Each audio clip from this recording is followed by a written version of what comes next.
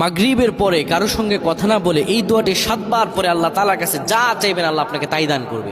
অভাবে আছেন, ঋণগ্রস্ত আছেন, মাথায় টেনশন, ঋণের বোঝা, বাড়িতে থাকতে পারতেছেন না, আল্লাহ সব আপনার পেরেশানি দূর করে দেবে ইনশাআল্লাহ। যদি আপনি আমলটি করতে পারেন, আমল মানুষের জীবন বদলিয়ে দেয়, আমল মানুষের জীবনকে পরিবর্তন করে দেয়। আল্লাহ তাআলা আপনার সব দোয়া কবুল করে নেবেন ইনশাআল্লাহ।